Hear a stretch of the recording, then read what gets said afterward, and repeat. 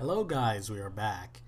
Uh, this is take two because the first time I was really mumbling my words, and we're just going to try to be more concise to explain it this time. Now, what is this? It is a villager ejection system and minecart collection system when you want to get rid of some villagers that you don't want in your villager breeding farm. So you get villagers that you don't want traits of, and you want to get rid of them. Now, here you can. So what we're going to do here is actually rebuild this to repurpose for our way to what's it called? If you want to make a drop chute. So you just fill this all in, but we're going to be testing out the what is it called? A rail that drops in. So this is just a standard thing where you're gonna put all your villagers. I just put them on this block so that I don't accidentally click the villagers and make them make them little babies. And as you see, this is all encased, so you can just do that and take out a villager. And once the villager gets in, you can see it was ejected from the minecart, and the minecart hit the cactus and got collected. And the villager died on the magma block. Now, this is a very simple thing to build, honestly.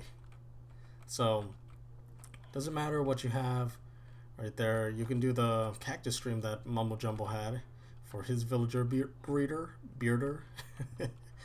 And yeah, the thing that we're doing here is we're actually detecting a piece of string, which string updates once an entity gets in. So the observer detects that update, and I send it through a 1 tick pulse. 1 tick is very important. So it goes into this block, which powers both this redstone line and this piston. Now, as you saw, both trapdoors, both fence gates, I did the same thing in the last take. Close, and that's because this gets a 1 tick pulse, and a 1 tick pulse just pushes a block out with a sticky piston.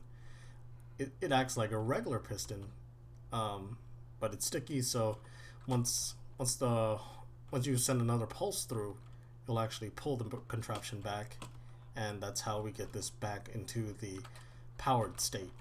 Now, the other redstone line down here goes into this trap fence gate, which unpowers it for a second. And powers it for a second, which leaves it open, and that allows the minecart to travel through and hit the cactus.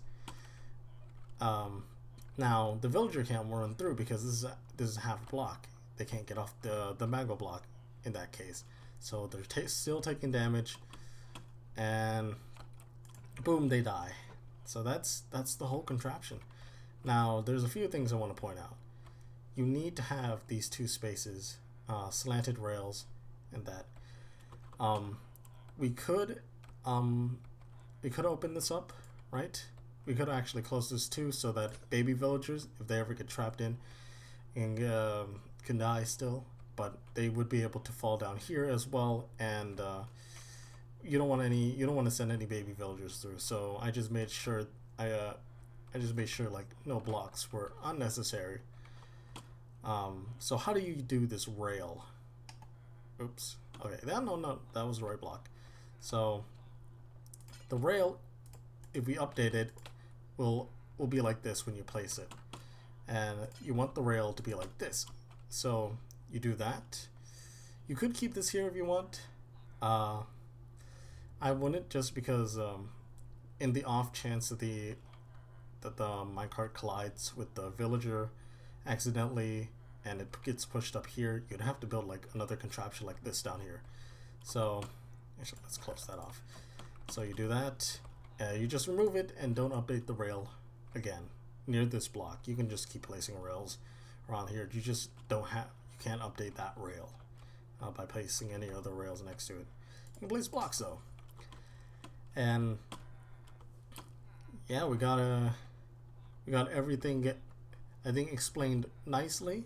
Now, another thing is that do not place any solid blocks or any kind of blocks around this um, magma block, because ejection works weirdly.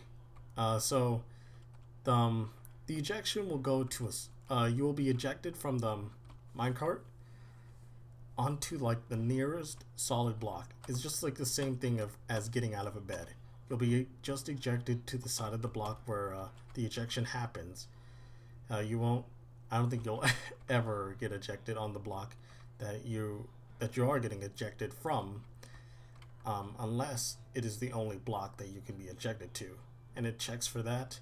So that's how the villager is able to be ejected always on the magma block.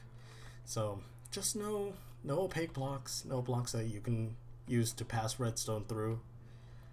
So yeah, that's another quirk there.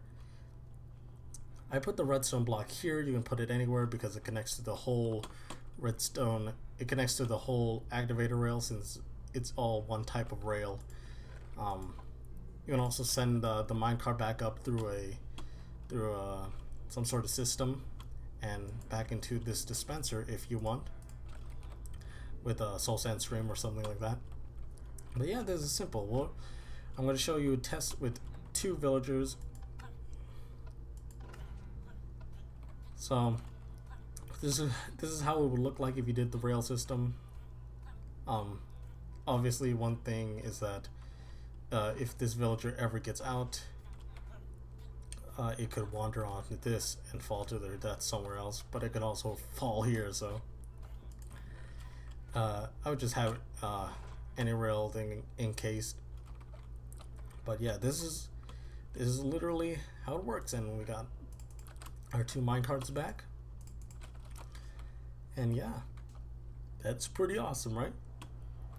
I mean, it's not really the best design because you do have this going around here. You could just make a different T flip-flop that doesn't involve slime blocks, because slime blocks can be difficult to make in the early game, but when you have a villager breeder and stuff, I kind of doubt that it's early game for anyone.